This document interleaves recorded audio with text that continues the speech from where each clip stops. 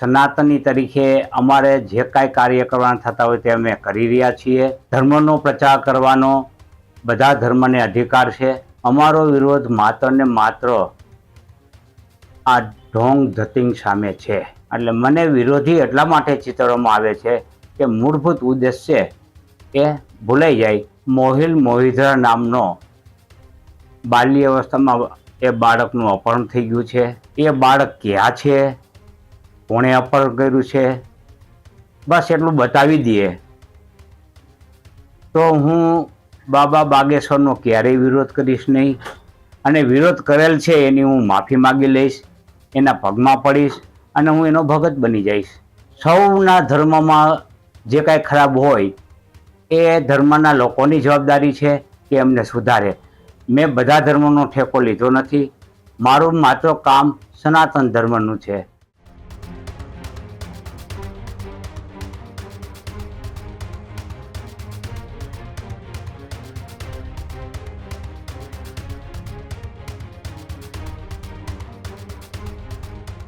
બાગેશ્વર ધામના ધીરેન્દ્ર શાસ્ત્રી કે જેમની કથાને લઈને વિવાદ વધુ વકરતો થઈ ચૂક્યો છે। જી હા, રાજકોટમાં બાબા બાગેશ્વરના દરબાર પહેલા વિવાદ વધુ ગરમાયો છે।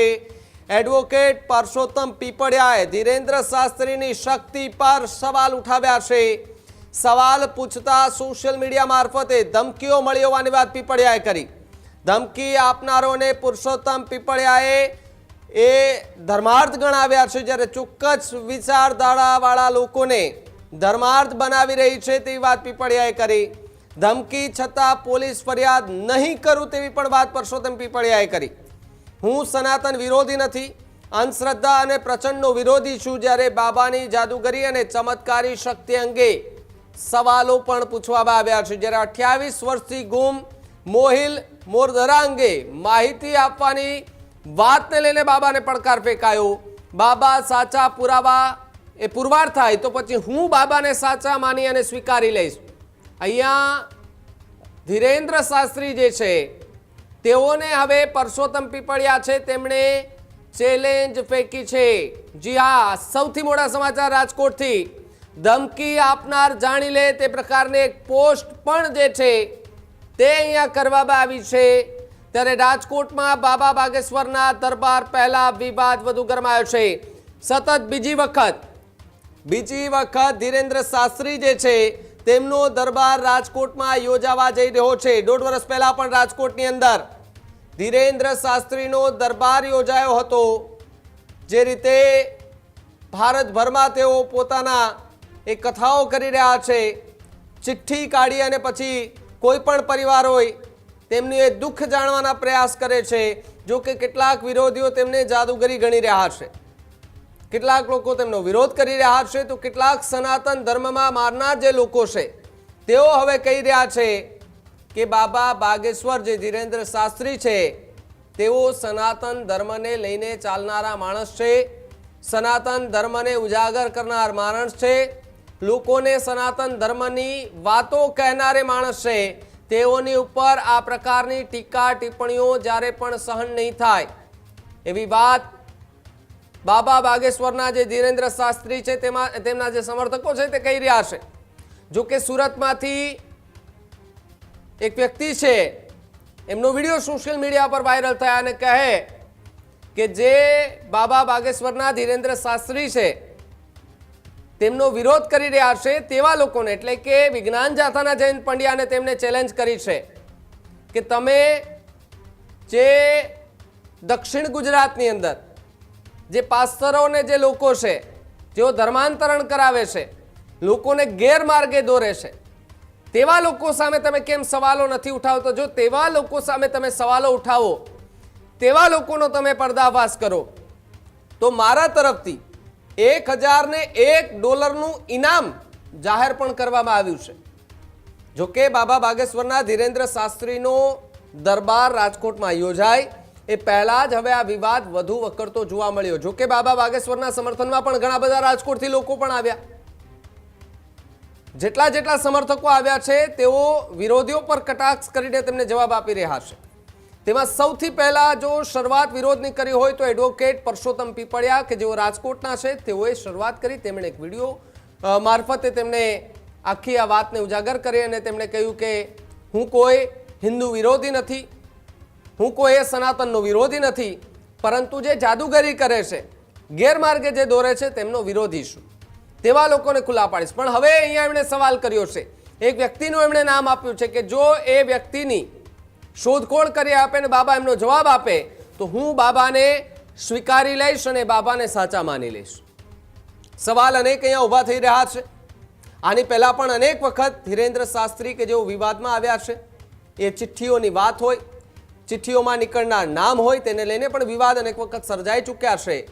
પરંતુ સનાતન ધર્મના કેટલાક લોકો કે જેઓ હવે ધીરેન્દ્ર શાસ્ત્રીના સમર્થનમાં આવી રહ્યા છે અને વિરોધીઓને વળતો જવાબ આપી રહ્યા છે. પરંતુ આમની સામે વિરોધ પણ થતો જોવા મળ્યો છે અને રાજકોટથી પરસોત્તમ પીપળિયા જે છે તેમણે વિરોધ કરતા ફરી એકવાર એક પોસ્ટ પણ કરી છે, પ્રતિક્રિયા પણ આપી છે. પોસ્ટની અંદર પણ તેમણે જે છે તે વાતનો ઉલ્લેખ કર્યો છે, ધમકીની વાત કરવામાં આવી છે. શું ખરેખર આવી કોઈ ઘટના બની હશે કે કેમ, કેટલા માટે થઈને આ પોસ્ટ પરસોત્તમ પીપળિયાએ કરવી પડી, વિરોધીઓને ફરી એકવાર જવાબ આપવા પડ્યા?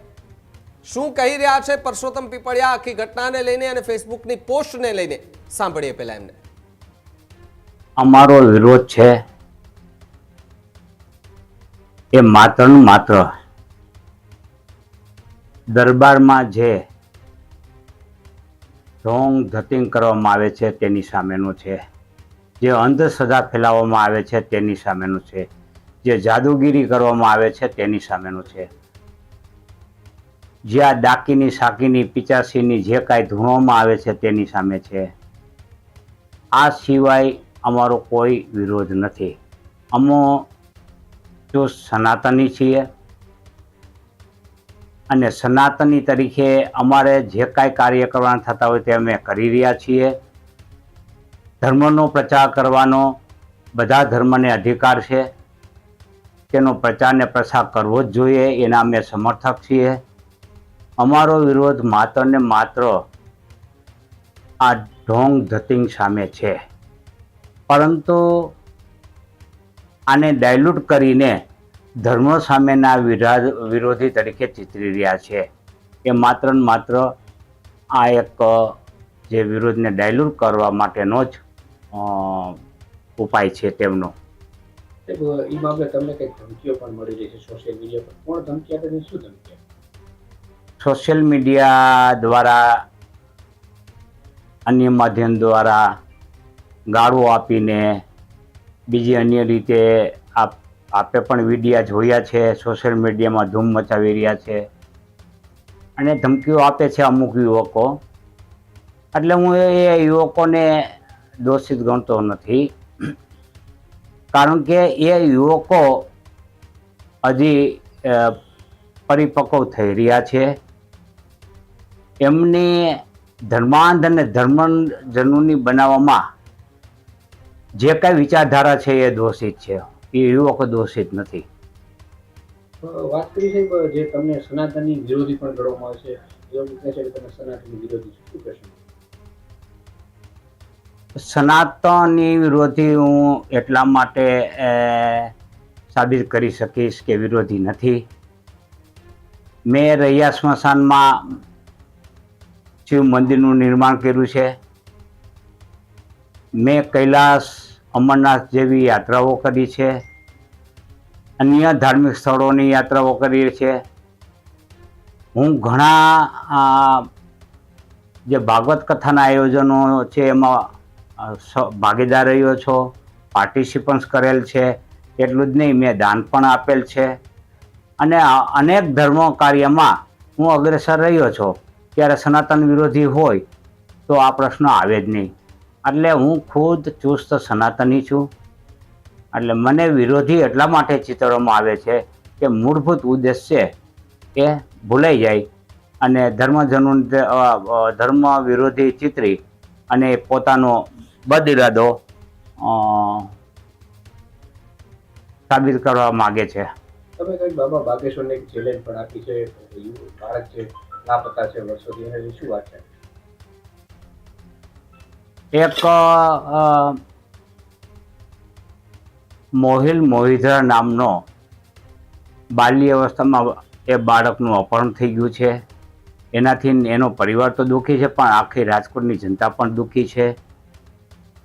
એ બાળક ક્યાં છે, કોણે અપહરણ કર્યું છે, બસ એટલું બતાવી દઈએ તો હું બાબા બાગેશ્વરનો ક્યારેય વિરોધ કરીશ નહીં. અને વિરોધ કરેલ છે એની હું માફી માગી લઈશ, એના પગમાં પડીશ અને હું એનો ભગત બની જઈશ, હું એનો સમર્થક બની જઈશ. તમે બાબા બાગેશ્વરનો જ કેમ વિરોધ કરો છો? બીજા કોઈ ધર્મ છે, ઘણા ધર્મમાં આવી રીતે પાખંડ ચાલે છે, શું તમે બધા ધર્મોનો વિરોધ કરો? ચાલતા હોય મારે મારા ઘરમાંથી કચરો સાફ કરવાનો હોય. સૌ જે ધર્મના અનુયાયીઓ હોય એ પોતાના ધર્મનો કચરો સાફ કરે. મારે બીજાના ઘરનો કચરો સાફ કરવા જવાનું હોય નહીં, એ એનો છે. આવું હરખતું લેવા હું ક્યારેય માગતો નથી અને લેવું પણ ન જોઈએ. સૌના ધર્મમાં જે કાંઈ ખરાબ હોય એ ધર્મના લોકોની જવાબદારી છે કે એમને સુધારે. મેં બધા ધર્મનો ઠેકો લીધો નથી, મારું માત્ર કામ સનાતન ધર્મનું છે. એટલે આવી બાબતો ઉજાગર કરી અને લોકો છે એ તમને વિરોધ કરતા ટાળે એવા પ્રયત્નો કરી રહ્યા છે, જે યોગ્ય નથી. આ જ પ્રકારની તમામ અપડેટ જોવા માટે ન્યૂઝરૂમ ગુજરાતને લાઇક, શેર અને સબસ્ક્રાઇબ કરવાનું ભૂલતા નહીં.